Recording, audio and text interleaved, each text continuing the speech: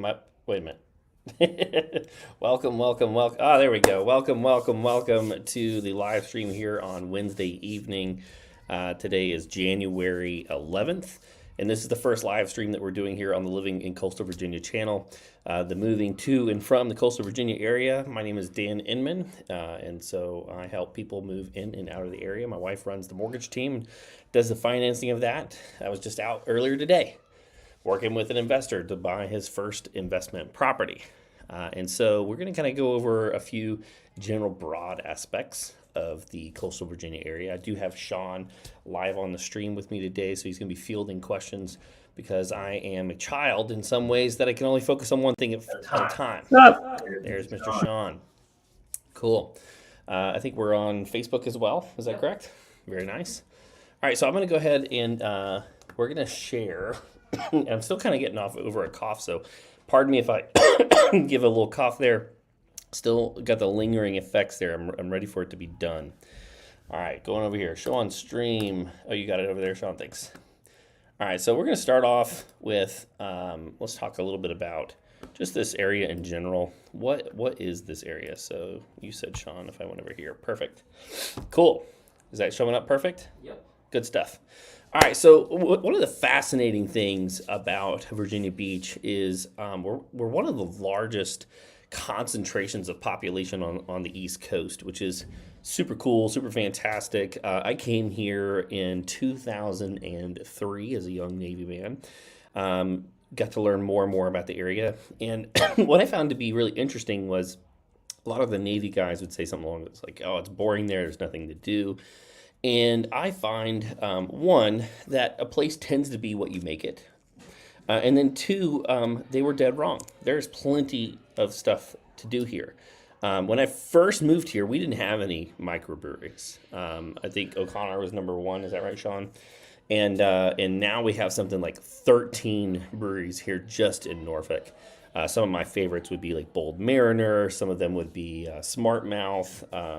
Tim, one of my best buds, and one of Sean's best buds would be probably the Vale, I would say. From what I understand, actually, they have really good food. I have not had their food there yet. Bold Mariner down on Ocean View is fantastic. Cova is fantastic. But when we talk about Virginia Beach, we use Virginia Beach mostly because it works great for SEO. When people are looking at moving to and from the area, if you're not from the area, you probably call it Coastal Virginia.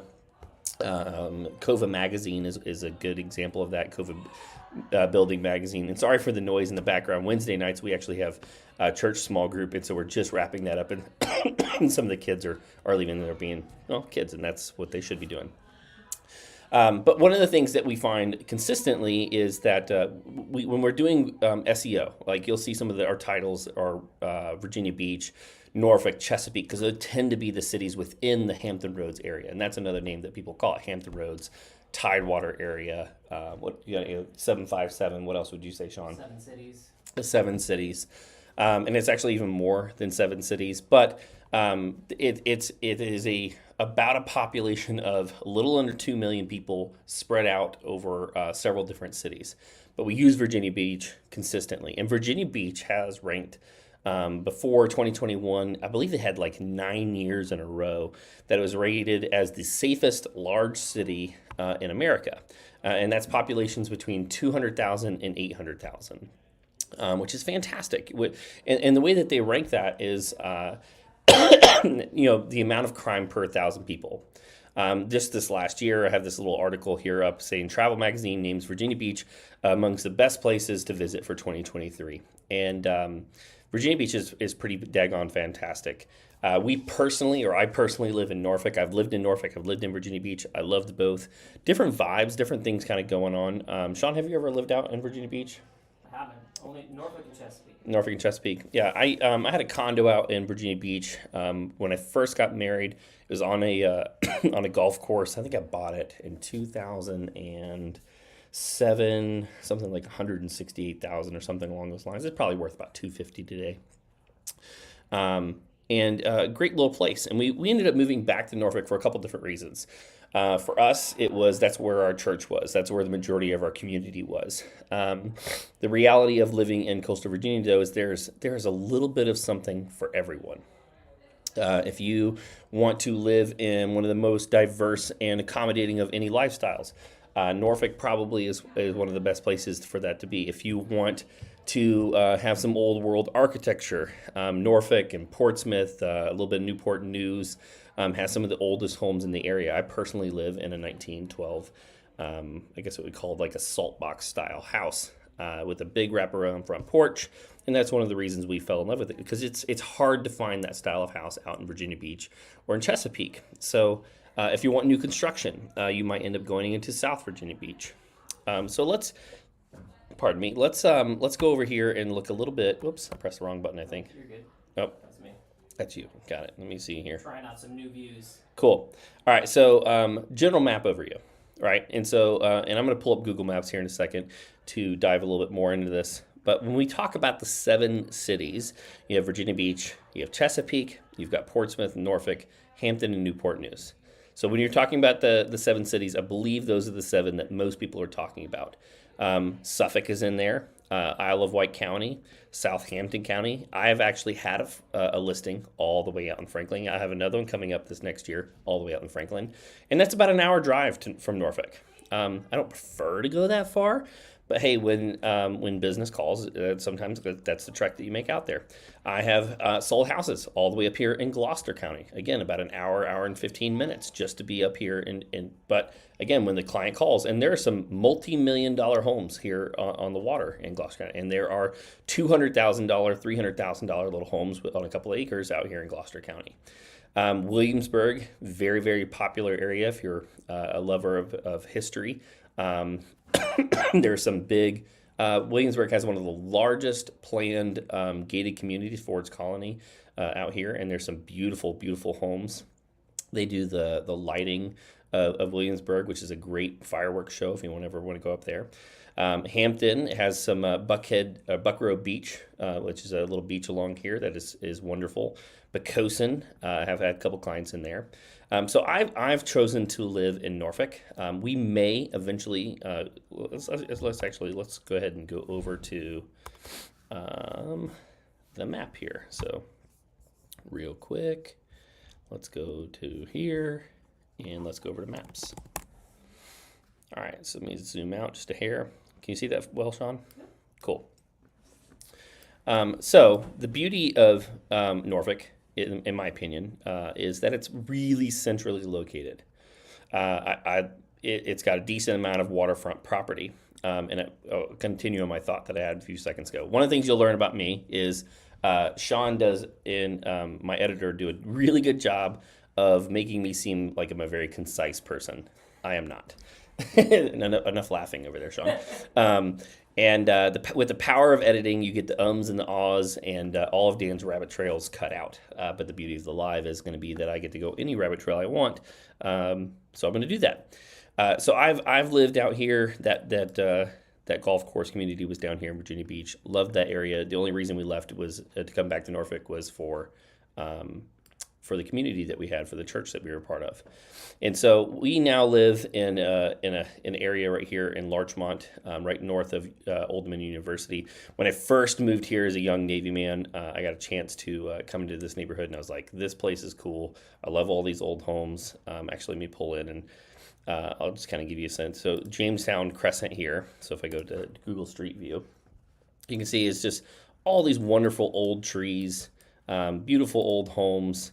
And you can come down here, and there's sidewalks everywhere.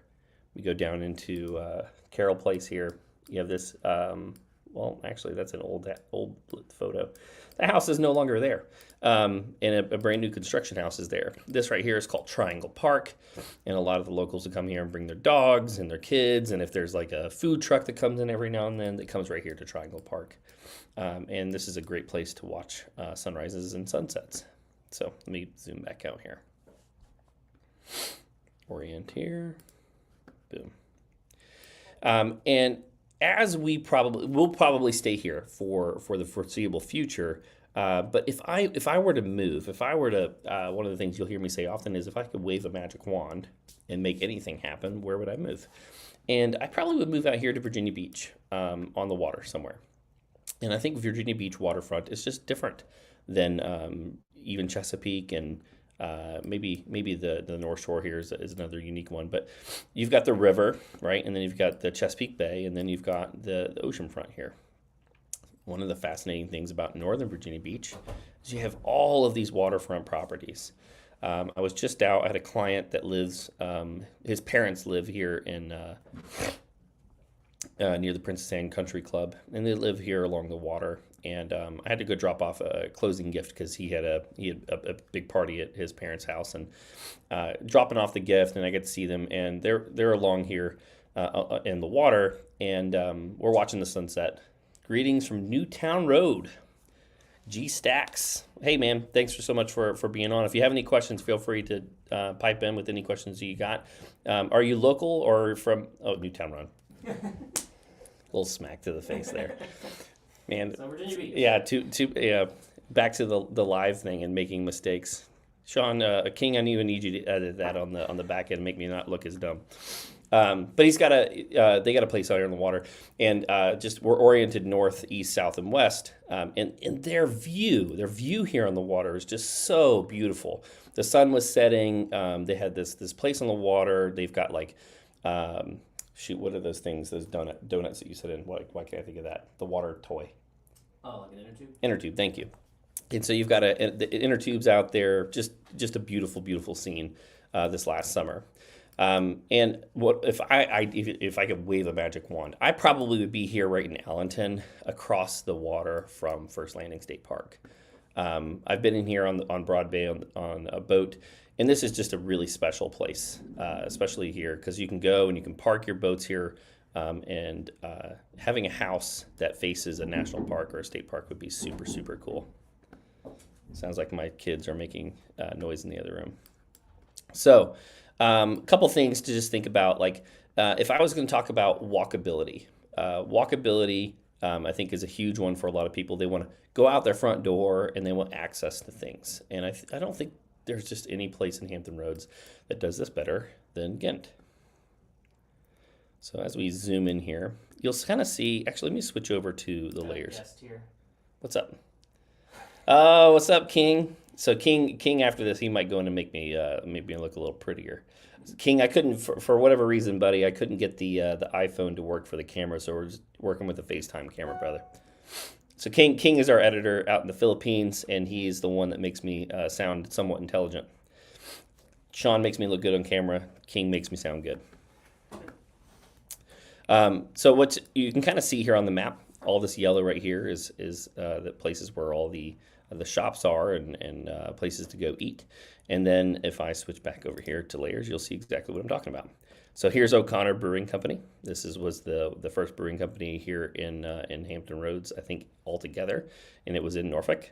And it is in this little industrial section called the Railroad District.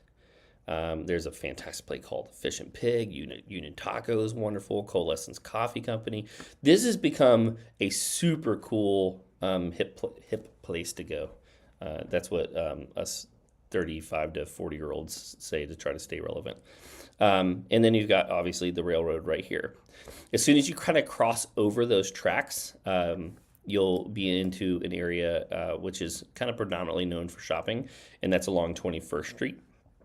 And then you have here Colonial. And those are kind of the two main areas where tons of shopping. Harris Teeter is probably the main grocery store that's here, but then you've got all kinds of cool places to go. And so there are apartments and condos that are being built in through here, which have just been super cool. There's a Droid Collective is the CrossFit gym that's in here locally.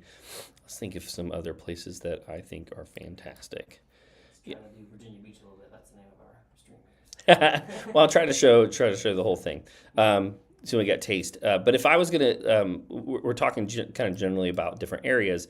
Walkability, the ability to be in West Ghent, in kind of Ghent Square, kind of central Ghent here. This would be a fantastic spot if you're wanting like an old home. If you want to be able to pick up and walk to a place like Cafe Stella, you'll see here. Let's see if I can get it to do directions here. Walking, and nope. I want you to boop. Choose on map. boom. Right, it's about a 7-minute walk to here, and so you can kind of take this, and this might be a really good tool for you. You can kind of tick and click and go, oh, wait a minute, it's only a 15-minute walk from this place. One of the things you would want to pay attention to here, however, is that Hampton Boulevard is a pretty busy road. There are plenty of people that live in West Kent and walk over and into this area and go get food. But this can be a very busy road. They're going in through the tunnel, and then they're going down Hampton Boulevard into the Virginia Norfolk International Terminal here. And there's tons of trucks that kind of go up and down this road. Just the reality of the situation. If I was going to be looking for walkability in Virginia Beach, there's kind of 3 areas I would kind of look at. One would be here in the Vibe District. So if I zoom in, and for those watching, should know already that I botch pronunciations all the time. And the locals love to give me crap in the comments. So like I've said Rudy's Inlet, I've said Rudy Inlet, I have messed that all up. I've said Thalia, I've said Norfolk. Like I've said all of the things wrong and properly. But if I'm looking at here at Shottalon and Old Beach, this is a pretty fantastic spot where you can actually go and hit up like Waterman's, which is a Virginia Beach like tried and true. What am I looking for? Staple, a Virginia Beach staple, and then Waterman's Surfside Grill, and then you can go over here into Vibe District. There's the Beach Bully Barbecue has been around for a super long time. Lolly's Creamery, which is a little bit newer, and is a fantastic ice cream shop. Badass Coffee. Badass Coffee. That's another thing that gets edited out a ton is these Danisms where I mix 2 words consistently. So again, apologies. But there's a lot of really cool spots. Let me see if I can pull into, where is it? Right. Why is my brain not working all of a sudden? Where's North End Company, Sean? Is it right here? Yep. Yeah, here we go. There you go. So you got North End Bag Company, which is a fantastic spot. I think that interview is actually still up on our channel. Back when we were first starting and our editing was, we didn't have King on board, so that Sean was doing everything, and we did long form content. But the interview at that place, a lot of times what I'll do is closing gifts from the North End Bag Company. Let's see if we can pull up some photos here. Just a super cool little spot. This is their shop right here. Aaron is the name of the owner, and it's a tiny little place, but they make handmade bags from canvas and leather, and it's super duper cool. There's a lady that actually the lady in Franklin I was just talking about, she sold her house in Franklin, and she had lived in that house for 25 years, and I got her this super cool bag from the North End Bag Company. They gave me, I don't think they actually have the yellow canvas anymore, but I got one of the last batches of yellow that they had, and then I had her name stamped into the leather, and that was kind of like her going away gift, to just kind of constantly remind her of where her previous home for 25 years was before she moved down to Charleston. Kathleen in here. Miss Kathleen, Long Island, New York. Kathleen, are you going to be moving down to Virginia Beach anytime soon? So Vibe District is definitely one of those areas I would say is highly worth consideration if you're looking at walkability, because you got the beach right here. Now you're going to get a decent amount, like any of the festivals, any of the like Shamrock Marathon. They do a lot of routes along here. Would love to retire to the area. Fantastic. Well, when you do get the chance, hit us up and we'll kind of find you the perfect place to retire. See if she has any questions for us. Yeah, is there any specific questions that we can cover here today on the live stream to kind of go over with you? That would be my pleasure to do that. So Vibe District, the Vibe District is this kind of section right here where all the industrial section is. There's shops, there's restaurants, I want to say there's like 4 or 5 coffee shops just in this area. And then you still have the ability to go down here to the beach. I remember there was a little boy, there's a couple that's moving in. They just got under contract on a house and they close next Friday. And we were talking about things to do. And I said, did you know that they have monster trucks on the beach? And he just it blew his mind that monster trucks, Sean, we're on the beach. I was like, no, they go there with bulldozers and they push up the dunes and they make jumps and everything. It's cool. I mean, it's noisy as all get out, but it's freaking amazing. And if you can imagine like being here on vacation during that time, you're sitting here on the Virginia Beach oceanfront and you get to watch like monster trucks jump from your hotel room.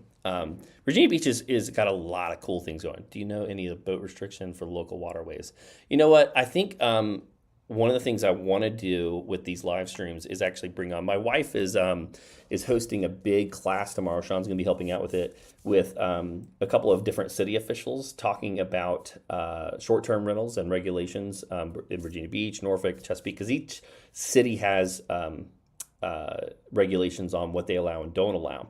Now, Virginia Beach tends to be the most restrictive because of the hotels, and they're always fighting on who can do what. And then obviously, to a certain degree, there are a lot of locals that don't want that to happen. So I say that to say I think part of these live streams could be super helpful if I could find either, let's just say, a local fisherman. I wonder if we could get Austin Hain on here because he just done a lot of deep seafood stuff. You probably know all that stuff. And he could, I just don't want to speak on something that I don't personally. I do want to get a center console boat here in the next couple of years, but I'm going to have to learn the ins and outs of that. I am not a huge fisherman. I would rather just drink and sit along somebody else that's really good at it and watch them do it. But that's not something I'm super, super competent on. So I think it would actually be super cool to have someone on the live that like they do that in, day out. Maybe even somebody who does like charter stuff to do that. I think she wanted to know about some areas for 55 and over. There are quite a few. Most of the ones that I know about, their monthly fees are quite pricey. But we can kind of dive into that. I have an agent friend of mine that she specializes in that, and I probably will invite her to come on as well. I'm trying to convince her to be on my team so that she can kind of do this type of stuff too. But if I had like a specific question about that, I would probably call her and say, hey, what do you know about this? And she would help me out. But there's quite a few. There's some here in south in the kind of the Dam Neck area. And then there's a few up here in Chicks Beach. The ones that I know are right here, and they have some ones that are somewhat affordable. I guess affordable is very subjective. For one person, affordable might mean $500,000. For another, it might be $200,000. For another person, it might be 1.2, depending on where they're coming from and what their retirement looks like. But they have crazy nice condos in here, all the way up into the $1 million range. That is 55 and older community right here. Any that come to your mind, Sean? I know there's a couple in South Virginia Beach and Chesapeake as well. Yeah, I mean, I'd say just anywhere in the north end seems like a good place for that kind of crowd. Well, so the north end is not specifically a 55 and older community. However, it is probably the most desirable section of beach in all of Virginia Beach. And the purchase price reflects that. The barrier to entry into the north end kind of is around $750,000 and can go up to several million. What you find is that on the west side of Atlantic here, it tends to be a little bit cheaper because, if you're going to spend money, you don't want to cross a somewhat busy road to get to the beach. But half of it is that, and the other half is on the other side of Atlantic. And there's a duplex right now for sale by a good friend of mine, Jonathan Goldman, who's also an agent. And he had renovated it, and he had turned one side into medium-term rentals, so 30 days or more, and the other side a condo. And I think his is for sale at like 1.1. Do you remember what it was, Sean, when we did, because we did the listing tour at that place for him? I don't remember. He had broken it down into condos, and then he combined them again and has it up for sale. I think they went under contract today, but it's right here on Atlantic, right? And that duplex on Atlantic, which is, again, somewhat of a busy road. Let's see if I can find, well, let's do this real quick. Let's just go down here to, if you don't use Google Street View to search, I highly recommend it. Granted, nothing replaces being in an area. So this will dive a little bit into when I'm talking to someone about moving to the area, how important it is to actually visit a place. Because there's something innate, whether you want to say it's God-given or if it's evolution or a mixture of the two, there's something about your gut that is super intelligent. And you can go into an area and go, man, I just don't feel comfortable here. Or two, you go, oh my gosh, something just sits right with this place. But the next best thing, in my opinion, is Google Street View. And so here's the reality of the North End. Let me just kind of give you an example. This place right here, I could probably look it up, but it would not surprise me in the least if this place sold for $800,000 or $850,000. Wouldn't surprise me in the least. And it's right against this kind of 4-lane road right here. It gets pretty busy. Now you can see it's not busy enough to keep some bikers off the road. And then another interesting part of the North End is you have this little service road that goes along Atlantic, which kind of helps. And you'll see tons of locals going up and down, walking their dogs, biking, that type of thing. Is Gerald? Ronnie? Oh, dude, you kill me. So Ronnie is a good friend. And I use two names consistently. If I'm, you know how you can use the word Karen to pick on someone, that female that you think is being irritating. Gerald or Carl is the name that I use when I want to say like freaking Gerald or Carl's over there causing a problem. Ronnie, good to have you on, brother. No Gerald is present. But the North End, I've lived here, a little over 15 years. And I have been to the ocean front. I've been to Chicks Beach. I've been to Sandbridge. The North End's special. The parking is very limited. The locals do a very good job. If you own property, you do a very good job of doing things like this, where your parking space takes up the majority of your property lot to try to keep people from parking in front of your house. But if you can find these little sweet spots where you can park, you have an opportunity to go out to the beach. Let's go down here. So I'm going the opposite direction. So you go down the street, you'll see that every single one of these streets, for the most part, has a beach access. Let's see if I can get a little closer. It goes out to the beach, and you have these old live oaks, and then you get out, and the walk is a decent walk, but the beach is just super, super special. Let's see if I can pull out here. Yeah, you can kind of see where the entrances are at the end of every street right here. The dune is quite large, and then this area is quite large. And so for the most part, is there trickle down from the hotels and things like that down here at the end of the boardwalk? You can see the boardwalk ends right here on 40th Street. Yeah, some of it trickles over. You've got the Cavalier Beach Club, it trickles over. But for the most part, you get probably 80% is locals. And then you've got probably 20% of the people that come in and park on the streets and then walk out. This is just a really special section of beach, and they fought the short-term rentals pretty hard in here. So I would say probably half, I'm making a broad generalization here, but half of the people in here have moved here to retire, and the other half have moved in here to have bought a place and have a vacation home. It is not uncommon for people who live up in DC or within driving distance of 3 or 4 hours, or maybe even 5, to have a vacation spot right here in the North End. Very, very special place.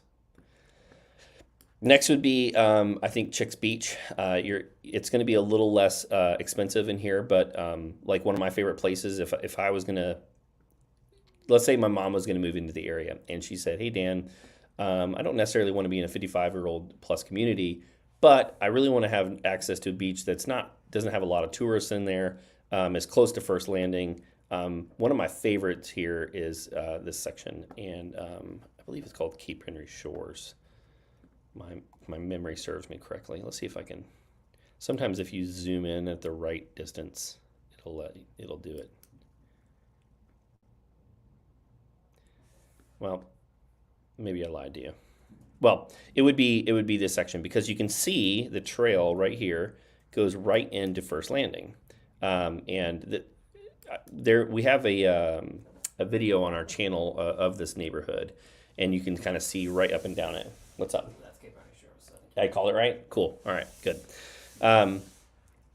What's interesting is there's probably like 14 or 15 different little names for these little sections in here. I'm making it broad. When I say Chicks Beach, I'm saying this is kind of all of Chicks Beach.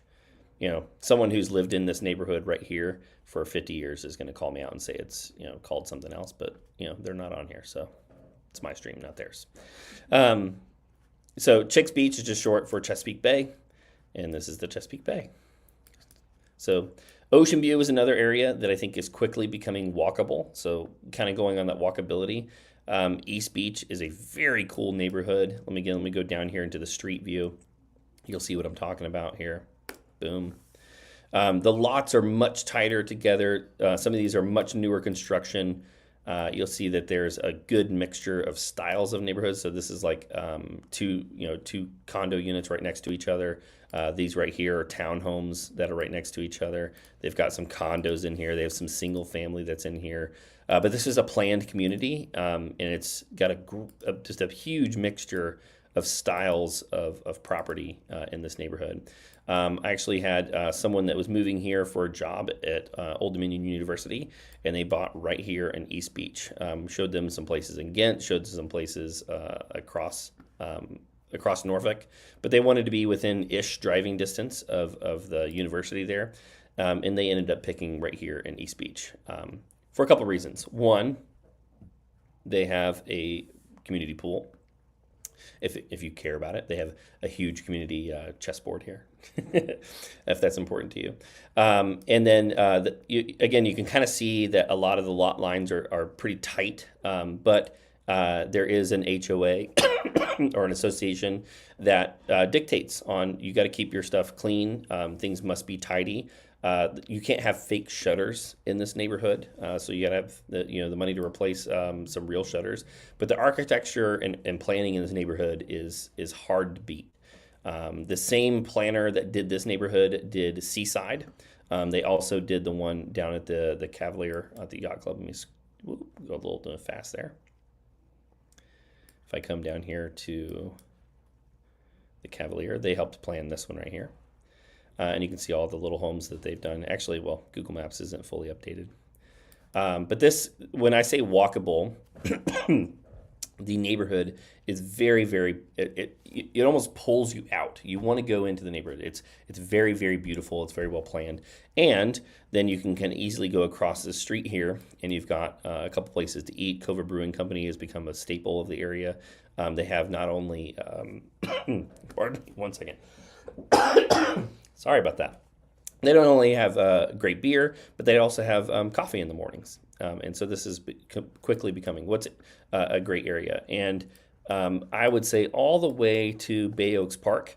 This is a great little park. From here to, I would say, this location, I bet you if I looked up the number of sales of properties that are brand new construction, it's probably 1 out of 4 or 1 out of 3. It's that much. And the city has put a lot of time and energy and money into making this area better and better. But Ocean View is highly, highly underrated. All right, what's next? What do we want to cover here, Sean? Maybe some tools. Let's look at some tools here. What do you think? Yeah. So by the nature of this channel, I would say probably we've gotten a decent amount of business. I want to say we've done about 35, 40 transactions just from people reaching out to us that have watched us on YouTube. The majority of that is from people moving that are out of town. And so anytime you're moving from out of town, there's some nervousness around moving into a new area. The hope or the goal with these lives and with some of the content that we've put out is that you would have an opportunity to learn more about the area, learn more about neighborhoods, so that if you do move here and want to buy right away, you can do that with some confidence. Now, if you want to move here and rent for a little bit, awesome, come here, rent in an area, get a test, go out and drive the areas. But we have a lot of people, what they'll do is they will watch some of our content, and then they end up reaching out, hey, Dan, we're moving there 9 months from now, 6 months from now, 12 months from now. Here's our budget. Here's what we're thinking. Here's the lifestyle that we'll want. And I'll say, cool. Here are 10 neighborhoods, 10 areas that I think you should totally consider based on the criteria of what they want to do living wise, what their budget looks like. And what they'll do is they'll set up a time to come and visit. do a long weekend, 4 or 5 days. And, let's just say that they were going to go and they had 4 or 5 areas here along Ocean View, or 4 or 5 areas here in South Virginia Beach. And they'll go and pick out a few restaurants to go check out, drive the neighborhoods. Because again, you can come in here, you can look everything up online. You can do your research on neighborhoodscout.com, which I'll show you here in a second. You can go and you can actually, let's just pick one at random. You can go here and look at the street view of this neighborhood and go, okay, well, this one doesn't have any, I don't see any sidewalks. I really want to have sidewalks. It looks like the majority of the neighborhood was built out in the late 70s, early 80s. It's all brick ranches. I'm not sure if this is the style of neighborhood that I want to live in, even if it fits my budget, right? So I go, boom. All right, well, based on Google Streets, that's not something I want to do, right? But you got to go down here and you click into, let's use Ocean Lakes as an example. Actually, let's go here into this neighborhood. You go, all right, well, this one has, it looks like sidewalk on one side. It looks like it was built out in the 90s. There's some, it looks like most of them have garages. Looks like there's some double side or 2-story homes. I think this is a style of house. Based on what Dan told me, at least on Google Streets, this looks pretty good. And so what they'll do is they'll set up a time to come here, again, vacation, and go see 2, 3, 4, go drive these homes and kind of shortlist it. And then the next step, what they'll effectively do is they'll set up a home search so that if they're, again, 6, 9, 12 months out, they can kind of watch what's coming on and off the market during that period of time. And then when it comes time to make a purchase, they can do it with relative confidence. Most people, when they feel a sense of anxiety or fear around making the wrong decision, it's because they don't feel confident making. They don't feel like they have enough information. I think the best way to do that is to do the vacation method. If you don't have the ability to come vacation here for a week or less and drive some neighborhoods, the next best option is just to find a place to rent and then go do that over the next 6, 9 months, 12 months while you're renting, and then decide where you're gonna buy.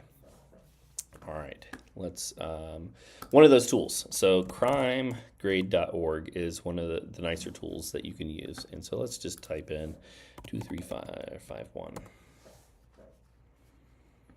And I'm gonna go down to the second map, right? So here we go, interactive map. So, pardon me. One of the nicer tools, what you'll kind of see here is where the concentrations of crime are. Now, the downside to this map is that I believe it's based on like postal codes, right? And so it's going to take an entire section and lump it into one. Let's just say that there was a 7-Eleven here that, there was some crime that had happened, and it might paint the whole neighborhood negatively, right? Let's just say, this is actually a good example. I know this neighborhood. I've been in and out of this neighborhood. I've sold a house in this neighborhood. Why it's orange, I couldn't tell you why, but I would feel perfectly fine myself moving into where Lake James is at. And there are $400,000, $500,000, and $600,000 homes in this neighborhood. What you'll kind of find is that this does a decent job of showing where the crime is mostly located. But unfortunately, Trulia took down theirs. I thought theirs had the best crime map. Another decent tool that I think you can use is neighborhoodscout.com. Now, the downside of Neighborhood Scout is that it's paid. But much like anything on the internet, you can probably find just about 95, 98% of what you want to find on the internet for almost free, but you've got to go searching for it. This kind of puts it all into one report, and you can go in there. I think there is a button in here somewhere where you can actually get a sample report. I know there is one in here. But actually, let me do this real quick. Here's one of the things I say over and over again. Oh, there you go. There's sample report. And so you can look at the sample report. One of the things I kind of jokingly say is that it's amazing to me how many people will spend hours and hours and hours and hours and hours and hours and hours and hours of research. And they will put time and money and energy into researching pellet grills. But when it comes to making a $500,000 purchase, they don't put the same amount of time or energy into it. If you're going to spend $500,000 on a house, you might as well put a little bit of time and money into that research. And so, let's just say you have to have this for, what's that? Moving to Virginia Beach in October. I work for Amazon here in Tennessee. Plans to transfer there in Amazon in Virginia. I'll be working at Lip Creek what areas would look best into. I'm curious, what kind of, give me an idea of what kind of lifestyle you're looking for and what's kind of the budget-ish that you'd be looking at. That way I can kind of give you some guidance there. Because it's going to look very different if you're from like 2 to 300,000, from 400 to 600,000. Those are all change there. So if you can give me some ideas there of what your budget looks like. And actually, let's go ahead and let me go ahead and pull up Rain right now. So this is the back end of MLS. But if you want to set up your own search on a customer facing thing that is a little bit prettier, InmanHomeServices.com is our website. You can set up your search there and kind of look for homes. But let me pull up the matrix here. Let me go to search. And I'm just going to look at active homes from now. I'll throw pending in as well. Did we get a budget there, Mr. Sean? No. All right, I'm gonna make an assumption on budget unless you say something here. So let's just say that you're between 300 and 400. Okay. Boom. Actually, we're just gonna look at sold. That way we can see Low threes. low threes. Okay. So I'm gonna say low threes can be anywhere between 300 and 350. But I'll just use 300 to 400 as an example, and you can kind of go from there. So if I go over and I type in low 300 to 400 in the last 6 months, one of the things that you'll actually see is you'll see where the clusters are. Okay. Now, if I go in here, let me just kind of show you an example. This is 3,500, and you want to be near Little Creek. So let me just type in Norfolk real quick. Because to be honest, Little Creek base. Where are you at? Boom. So we've got 394 matches between 300 and 400. And I haven't put anything in regarding for bedrooms and bathrooms. But if I had that purchase price and I was looking at, let's say single family only, so I hit detached, I go down from 394 to 357. But I can go over here to the map and I can see where the clusters are. Right? There's not a whole lot that goes on along the water, but this neighborhood. So if I was going to be, let's see here, I would say Camellia Acres, Camellia Shores would be a great neighborhood to be in here. Anything in this little section right here would be fantastic. You're going to find plenty of like 3.2s, 3.1.5s in here in the low threes, but very working class, lots of military in here. Ocean View is going to be at least this section is going to be a little bit tougher to find sales in here at that purchase price, just because there's lots of new construction going on here. But if you look in this section of Ocean View and this section of Bayview, you're going to find a decent amount of options. And this drive from here to the Little Creek base is very, very short. Plus, you can probably hop on your bike and head out here to the waterfront. I used to live here on Tidewater. Going a little fast. Boom. Right here on Beck Street. That's where I used to live, right there. Other than being on the walking path from the middle school to this apartment complex back here, we loved it there. The only other thing I would say that I didn't like about being right here is I wish I would have bought 2 or 3 houses in from Tidewater, because Tidewater tends to be a pretty busy street, and I wish I would have kind of moved in. If I would have followed my own advice, I would have probably stayed there for a little bit longer. When you're looking, by the way, just as another little search tip here, not amps, maps. Obviously, you can kind of tell from the thickness of the streets here which ones are busier and which are not busier. If it's orange, or I don't know, what should you call it? Color would you call that, Sean? Yellow. Yellow. If it's yellow, it's going to be a little bit more of a major street. To be honest, though, I would say, from my experience living here in this area for a long period of time, I would say Hampton Boulevard and Granby are about the same amount of traffic. Would you say? Yeah. So, I mean, that's just from local knowledge. But right here on Little Creek, Granby, Hampton Boulevard, these thicker streets right here are going to be decently busy. Like, I sold a house here on Little Creek, right here on Little Creek, and he lives on it. He loves it just fine. And the beauty of being there is that house on Little Creek was probably $50,000 cheaper than if he had moved in, 2 or 3 streets in. And for him, he didn't care, so he enjoyed the savings. But all right, back to what I was saying about the 300 to 400. I would focus, if I'm wanting to be within a short driving distance, I think mostly this area right here. And I want to be in Norfolk and or Bayview, Ocean Air, North Side area, Colonial Heights. and you're going to find a lot of options in here. Now, I do think I stay on top of kind of the real estate, mortgage interest rates, kind of watching that stuff all week, every week. That's that nerdy stuff that I like to pay attention to. I think rates are going to come down for 5 to 6 months from now. We'll start to finally see the Fed. It depends on where inflation goes, but I'm optimistic. I think rates will start to come down in the second half to 2023. Now, the downside of our market, I really like First Colonial, Chicks Beach. Yeah, that's another fantastic one. Let me go back over here. Thanks for helping out. Appreciate that. Let me pull up and pull off of just Norfolk here. Another area I would potentially look at. I'm going to mispronounce one. I mispronounce this one all the time. Is Aragona or Aragona? Aragona? I'm going to see. I messed that up.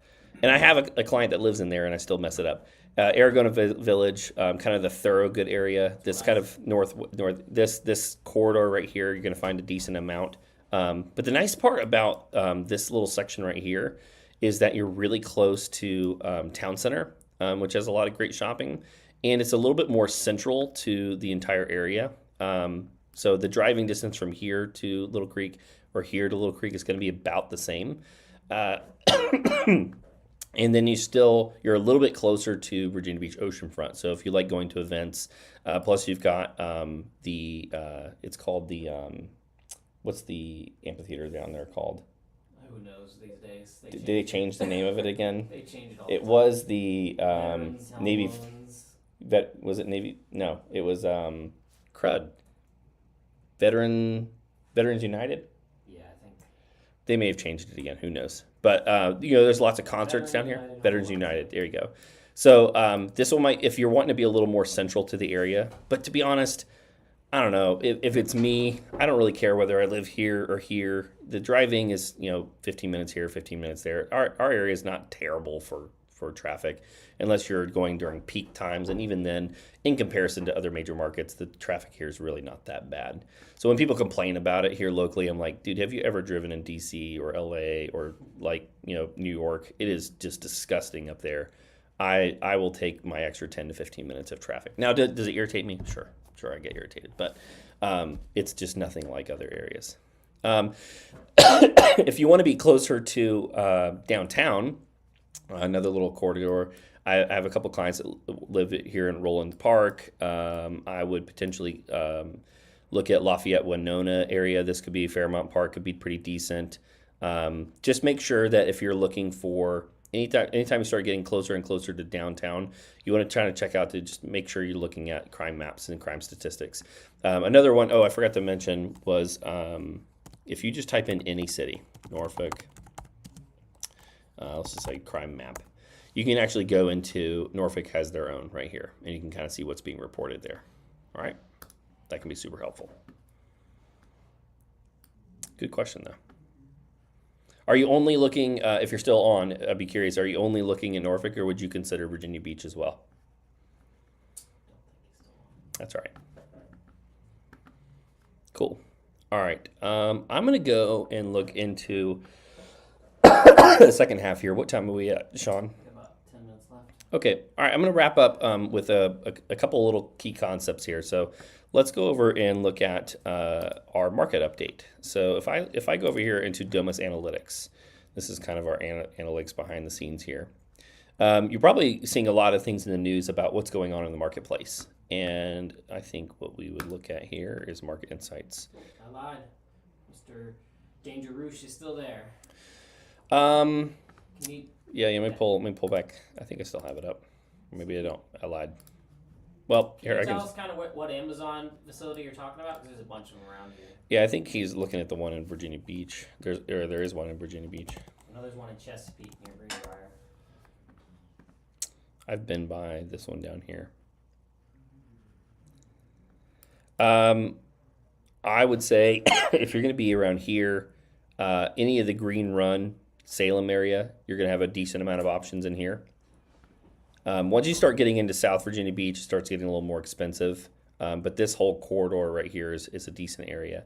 Now, the benefit of potentially being Virginia Beach over Norfolk is you can, and another resource would be, let's see, greatschools.org. What you'll find is on the whole, like if you look at, I totally misspelled that, Great Schools. What am I doing wrong here? Is it 2 S's? 1 S. Did that do it? Okay, there we go. If you're looking on like Zillow, they pull ratings from greatschools.org. So Virginia Beach, and what you'll find on the whole is that Virginia Beach Public Schools, for the most part, outrank Norfolk pretty handily. And I have, if I'm allowed to be just transparent and honest here, I've had far more people move from Norfolk to Virginia Beach and Chesapeake for schools, not the other way around. That's just the reality, and I'll leave it at that.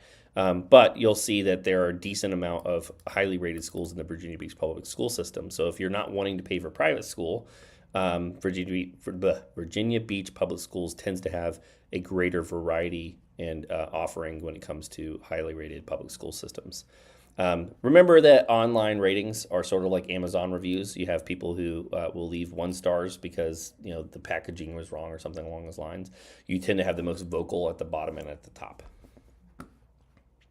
Boom. But yeah, I would consider anything close here to Mount Trashmore in this kind of corridor. Would you add anything there, Sean? No, yeah. I mean, if it's in Chesapeake, then it just depends on what warehouse you're at, obviously. Yeah. Anything surrounding Greenbrier Mall, I would probably focus south of 64 here. Probably was going to be a pretty safe bet. Anywhere in Greenbrier East and West would be a good selection to have. I actually worked for Amazon for a little while. Oh, did you? Yeah, I didn't even know Flex that. program. When we did the Flex, it was that one right there, that door 1 on your screen there, Amazon Flex Warehouse. Okay, interesting. So I may be there when he's working on my shop. Well, the nice thing about being Greenbrier is you've got a decent amount of shopping here. So if you need to be close to a Target and a Chick-fil-A, there you go. This is just classic 90s shopping, though. It's like, strip malls, and you have the Greenbrier Mall, which is, in my opinion, on its way out. But I think malls in general, as most malls are. But interestingly enough, the shopping here is actually quite good. And there's a good selection of food in this area. And you're gonna find it if you're like, hey Dan, I want to be on I want to be in a good school system. You'll find some decent townhomes and condos in here around that price point.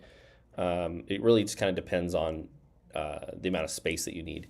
You're always kind of trading in within 4 categories: location, size, amenities, and condition. You can have something that is in a baller location, but it's 800 square feet. I put my hands up right here. You can have it, and you're always trading. Whether that's $200,000, $500,000, $2 million, until you get 20 million, you can buy whatever you want. You are limited and are trading off with those categories. 1,000 square feet is different than 10,000. Something that smells like cat pee is different than something that is brand new and carpet that's been installed. Amenities. When I say amenities, what I'm talking about is the difference between like Formica countertops and granite, hardwood floors versus linoleum, those types of things. And so, in my personal opinion, and the thing that I try to guide on most of my clients is, it's the tried and true, right? Location, location, location. You can't move your house. You don't get to buy new neighbors, unfortunately. And so I would highly recommend focusing on location first. If you have man, Dan, I really want 4 bedrooms. I get it. I totally understand. But if you want to be in this location and you want something in decent condition, 3 bedrooms might be the only thing that you can pull off, unless you're looking for a townhome and you're willing to share walls, right? And so that's why I say, like at the beginning of this, when I was talking about the process, is like, start dialing in the area first, if you can, set up the budget, and then start watching the listings come on and off the market. And if you have 6, 9, 12 months prior to moving here and you have that ability, it's just going to be super, super helpful to go, let's just say you're 9 months out. You go, I saw that one come on. You know what? If that was available when I was moving, I'd probably write an offer on that one. Cool. I'm going to save that. I'm going to dial that one away and go, cool. Next week, another one pops up, and next week, another comes up, and I go, all right, well, with relative confidence, I can say when the time comes for me to move, I've seen houses come on and off the market that I would easily put an offer in. And so you can kind of dial that in. And then, well, like I have a client right now, she has like 5 neighborhoods. And as long as the house comes up within those 5 neighborhoods, she'll make an offer on it. And she's kind of gone through that process, and she's going to be moving this summer. And she started talking to me last spring. So let's go here. But yeah, this corridor, this kind of almost like little loop here. I would say all of this would probably be a decent spot, and then probably all of this would be a decent spot. Yeah, that whole area is within a 30-minute drive. All of that. So. Yeah, I would say this is about 30 minutes to Little Creek, and then this little corridor is obviously about 10-15 minutes, depending on where you're at. All right. Some market stuff. Real quick. Yeah, right. Okay. All right. So this is median sales price in our area. All purchase price points, right? Across Hampton Roads, going all the way back to 2014. So just a really quick concept. Yes, we have seen a run up in price, more aggressive in the last couple of years than we did for 2012 to 2018. 2012 to 2018, just to give you some reference here. Sorry to interrupt you there. Oh yeah, great question. Typical closing time. So I'm going to say average is 30 days. Average. I've had, let's just say we find a place and you absolutely love it, and it's vacant, and you're in a position where it's absolutely lovely, and you're potentially one of like 3 offers. If it's vacant, they don't want to make another mortgage payment. If you're using someone like my lovely wife for your loan or cash, well, Rachel can close in 2 weeks. And so a 2-week close might be enough of an attractive piece of that offer to put your offer above the next highest person. All things other being equal, one person saying, well, I'll close in 30. The other person says, well, I'll close in 10. Could be enough to put you above the other person. But the average time is about 30 to 45 days. Is that for you specifically, for our company, or for just? I would say across the industry, things have, as technology has gotten better, 45 and 60 has kind of become dated, but 30 is pretty normal. There are a lot of things that kind of come like, what if it's in a flood zone? What if it's in a condo association? You have to wait on condo docs. What if do you have to do appraisal? Do you not have to do an appraisal? Is it a large piece of land, and do you need to do an inspection on the soil? There's lots of kind of like ifs that can come in this, but if it is a house that's been there for 50 years, it's in relatively good condition, we can get a home inspection done in 7 days, and the appraisal can be ordered right away. Well, we can close in 2 weeks, but 30 days is pretty normal, pretty easy to accomplish. Should I contact a realtor for rentals? We live out of our area and want to move there until we decide to buy. Great question, and a hard one for me to answer, because I would love to work with everybody that wants to rent. Unfortunately, our area is not like New York, where they have high incentives for people to work with renters. The majority of rentals in our area pay 10% of whatever the rent is to the person that finds it, and it is a pain in the butt to get those property managers and other agents that are managing the rentals to pay it out. Your best bet, especially, well, if it's an apartment, that's a totally different question. They won't talk to realtors. It's not going to help. If you're looking at moving here, I would say the rental market in general is pretty challenging. You're going to probably have to negotiate. You want to make sure you are on point. You're going to want to call the property manager or whoever's managing that as soon as humanly possible. I would potentially, depending on the area and the price point you're at, you may want to start that search a month or 2 earlier than what you anticipate, especially if you're trying to get into certain school districts or if you're needing to get child care, those types of things. But unfortunately, there's just not a whole lot that I can do to help you on the rental side, other than if you say, let's just say you want to give us a call. Hey, Dan, I understand that you can't negotiate for me on these specifically, or it's just not going to work out that way. But can you set me up on a search on your MLS? Now, the difference between the MLS and say Zillow is the MLS is only going to show places that are managed by property managers and realtors. It's not going to show people that are self-managing. So Zillow tends to be, and Realtor.com, Trulia.com tend to be the best places to find that. You can actually find some decent places on Facebook Marketplace too, but in my opinion, Craigslist has become the wild, wild west. I hope that answers your question. But hey, even if you're looking at renting and you're eventually looking at buying, there is a link I think below in the description, right? There's a link below in the description to schedule time, and we can hop on a 30-minute call. You can talk about, what you're trying to accomplish, when you're trying to accomplish it by, and we can at least come up with a little short-term plan on how to get you there. Oh, look at you, Sean. little set of private chat. I think there is even I don't feel awkward. I'm going to go ahead and say it, but it feels super awkward. I think there's a thing in YouTube that allows you to do, if you have super chat. If you found this today super duper helpful and you just want to do the super chat thing, feel free to do that. But by no means don't feel obligated at all to do that. All right, we're going to go over time, Sean. All right. As Dan does. As Dan does. All right. Median sales price. So what's really fascinating here is you can see that the run up from 2004 to 2006, 2007 was faster or more aggressive than 2020, 21, 22. Yeah, absolutely. Cool. Yeah, feel free to, if you want to schedule 10, 15 minutes, 30 minutes to do that. The link should have a buy side. It says buyer consultation. It'll set up the Zoom. Just go in there. It also will automatically set you up in our system so that if you want to set up a search for the MLS, you can do that too. But yeah, I would absolutely love to chat with you about that. What's fascinating, so some basic concepts here. So Econ 101. The pricing of anything, whether it is headphones to lamps to getting your lawn mown, to getting your car worked on, is a reflection of two things. Hey, Mama Bear. So she sent us a super chat on Facebook. Aw, Mom. That's my mom, Louise Crabtree. So everybody say hi, Mom. So the pricing of anything is a reflection of two things: supply and demand.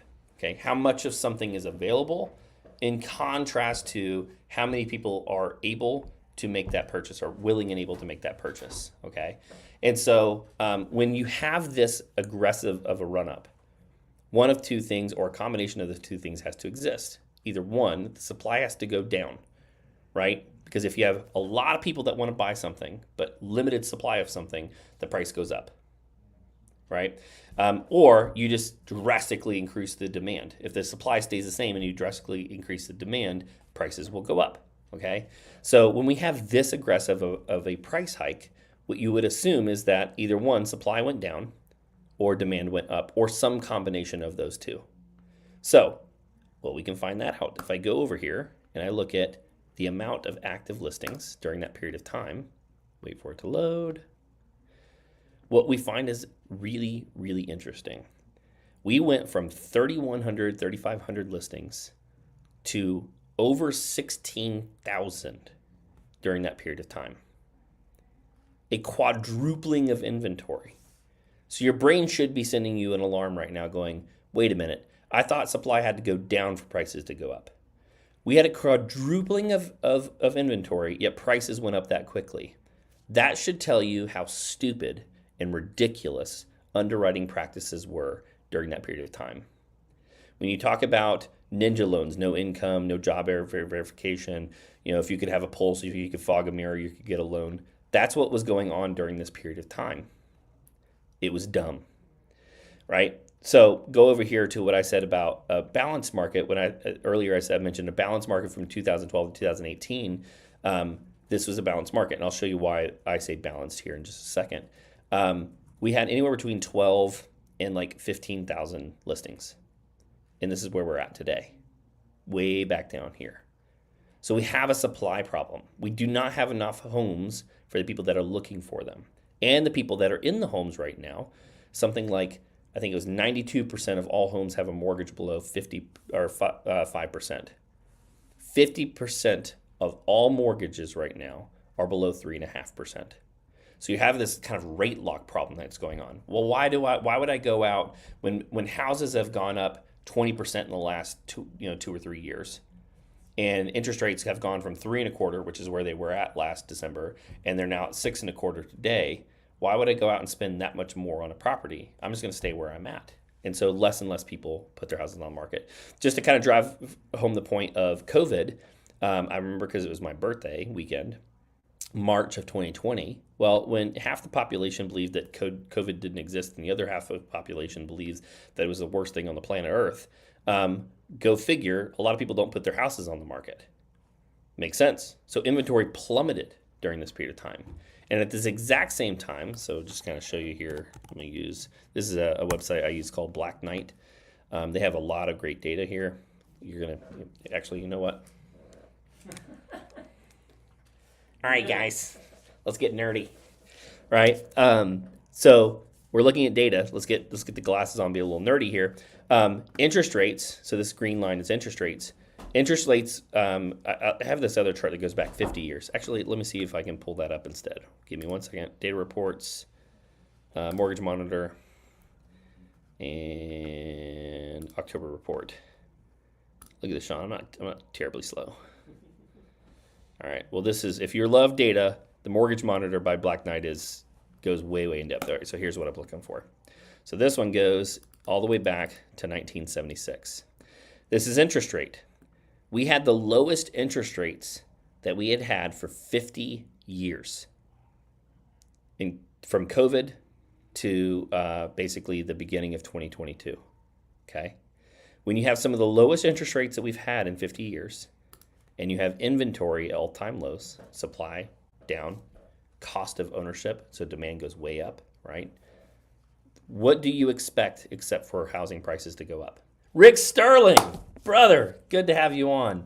I would love, if you want to put any of your input in here, I would value it. Rick is a rock star agent in the area as well. Absolutely love this dude. Great guy. So it's no surprise that when inventory goes way down and interest rates are at all-time lows, that housing prices go up. What's interesting, so just give you an example, when housing prices went way up, so this blue line here, just to give you some more context on this chart, this is payment to income ratio. Let's say here, we'll go back here. In 1981, it was the blue line, right? 55% of the average income to buy the average house. 55%. In 1994, it was around 31%. Yeah, right around 30%, right? And it came down. So interest rates have a huge impact on affordability. So what you'll see here from 2002 to 2008, interest rates kind of remained flat. But what's fascinating is you saw that run up in pricing. This percentage of the average income to buy the average house went up even though interest rates remained flat, which would make sense. The housing prices were going up so much that it started to divorce the two, right? Even though interest rates were remaining flat, that the cost of buying the average house as a percentage of the average income went up. Am I explaining this well, Sean? Okay, making sure. Right? All right, so we had the housing crash come down, and obviously that affordability came down. So I'll let you interpret that as you will. From 2012 or 2011-ish to 2021, the average payment as a percentage of the average income to buy the average house was at a 50-year low. Yeah, love it. Absolutely. So, question for you. Were these people just better at money management? Because when I heard people complaining about housing affordability during this period of time, I go, the data would suggest otherwise, my friend. That the cost of home ownership, because whether you like it or not, housing payment, not house cost, house payment is a better indicator of affordability than the cost of the home. Because since 1920, when 30-year mortgages became the norm, it became far more about the payment than the cost of the house, unless you're buying with cash. That's just the reality, because not everybody's a cash buyer, and so they're buying with a mortgage. So we'll get off that little rabbit trail, and I'll go over here and go, all right, well, housing prices went up. You see how this started to rise right here before even interest rates started to rise? This is a little bit of fear of missing out. Well, I hear rates are going to rise, right? And then rates did rise. And when you have a run-up in price alongside the fastest rising interest rate in modern history, you go from literally almost 17% of the average income to 37%. Now, this is not updated to the latest date. It's actually right around probably like 35.5, 36, because rates have actually retracted some. But if people's memories tend to be pretty short, and so they are looking at, well, my buddy, my parents, my mom, my uncle, they bought a house back here, and their payment is X, and mine now is this. If I'm looking at a house, I go, okay, yeah, I understand. It's painful. Rates will come back down. They will eventually. Whether you think that's 6 months or 2 years, they will. You hear a lot of advice, things like, marry the house, date the rate. Those are kind of trite. I'll admit, I don't like how they come across and sound. But if you're looking at buying a house and buying a house long term, right, you shouldn't be really looking at buying a house unless you're planning on a live stream nice live it man suite. I don't think I understand. I don't know. I'm gonna take it as probably a compliment and awesome. Thanks, Matt. Is it Matt or Matthew or Matt? All right, cool. So it's tough. Now, I've had some people, one of the ways that they kind of overcome the affordability problem of today, like I've had someone that recently, they bought a duplex, $350,000. They put some money down. The payment ended up being about $2,400, right? But the beauty of the other side of the duplex is it rented out for about $1,200, $1,300. And so they were able to own a $350,000 house. Oh, we over there. They were about to own a $350,000 house, but their total out-of-pocket cost was much lower than if they had bought a single-family home. So my general advice would be, all right, well, you should not be buying a house unless you plan on staying there for 4 or 5 years. If you want a really cool tool, and you're a nerd like me, let's see here, Michael. Oh, it's the nerd hour. Yeah, the nerd hour with my glasses on. These are blue light lenses, so you can see that it's nothing really there. It's like glass, but it's blue light glass.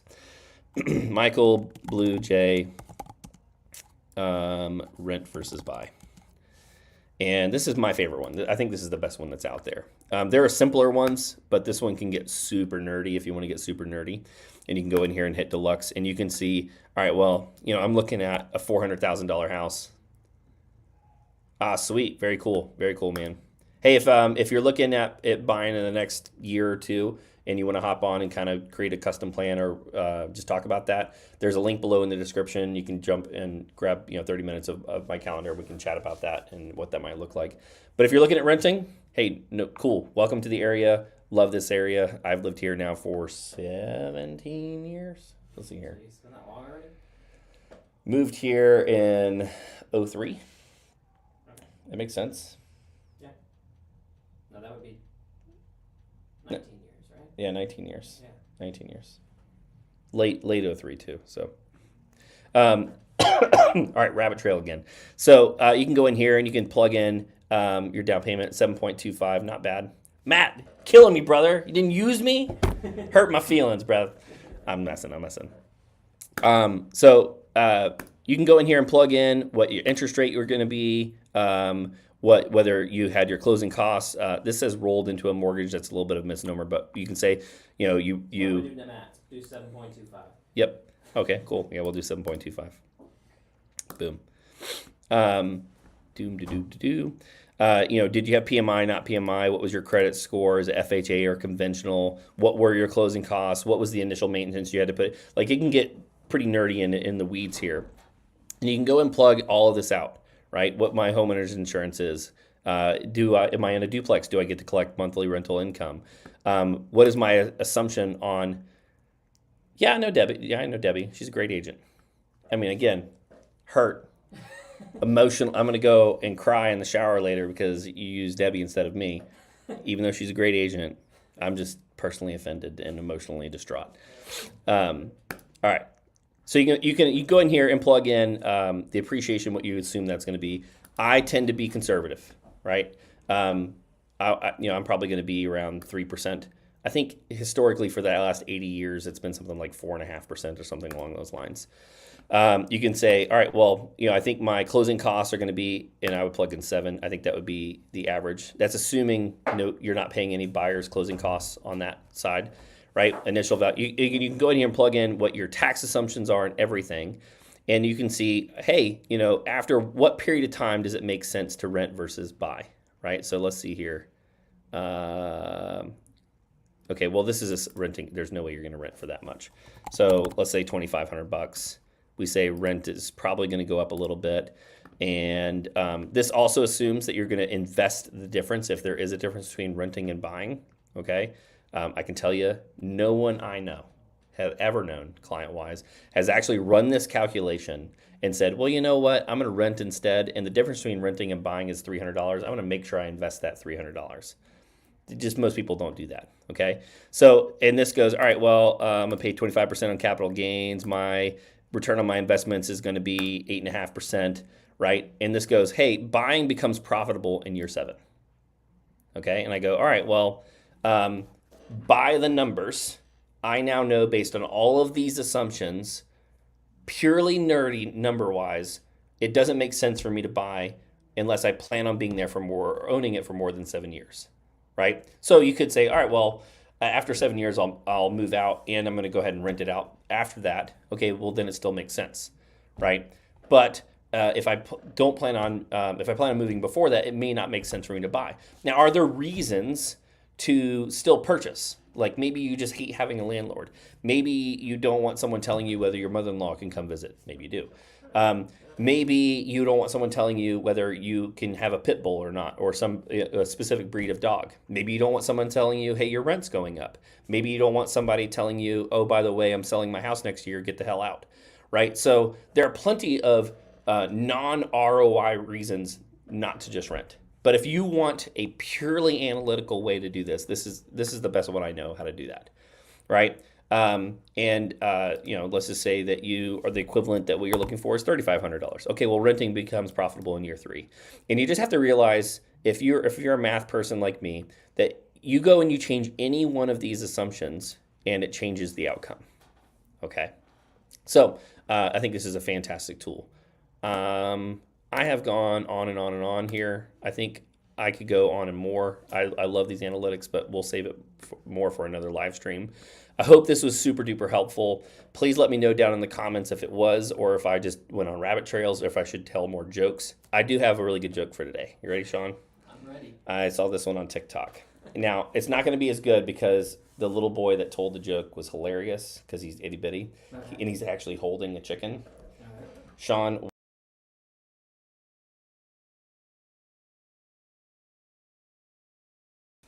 I don't know. because. All right. Because. I got it. All right, never mind. All right, we'll leave it at that. Hey, thank you so much for tuning in, and we'll see you guys next time.